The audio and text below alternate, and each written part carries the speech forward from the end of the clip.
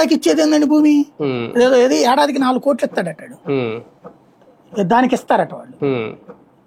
శుభ్రంగా విజయవాడలో వేలం వేసి అమ్మితే దాంట్లో షాపులు ఇప్పుడు వస్త్రరథ వేలమే కదా, కాళేశ్వర మార్కెట్ వేలమే కదా, అది పెట్టి అమ్మితే నీకు డబ్బులు వస్తాయి, ఆ కన్స్ట్రక్షన్ కాస్ట్ వచ్చేస్తాయి. పైగా ఒక్కొక్కడు మళ్ళీ ఆ షాపులు పెట్టినప్పుడు అందులో గుమస్తాగిరినే కదా ఇచ్చేది. 100 షాపులు పెడితే 100 ఇంటూ 5 వేసుకుంటే 500 ఉద్యోగాలు వస్తాయి కదా. 1000 షాపులు పెడితే 1000 ఇంటూ 10 మంది 5 వేసుకున్నా 5000 ఉద్యోగాలు వస్తాయి కదా. మరి ఎందుకు తీసేసినట్టది? అంటే మనం ఇక్కడ మధ్య తరగతి వాడిని అడ్డం పెట్టి నాటకం ఆడుతున్నాం. ఒక సూపర్ బజార్ పెడితే, షాపింగ్ కాంప్లెక్స్ పెడితే దాంట్లో 1000 ఉద్యోగాలు అనేటటువంటి విచిత్రం ఏంటండి? ఎప్పుడు రావాలి? మన రాష్ట్రంలో టోటల్ గా చదువుకున్న వాళ్ళు ఎంతమంది?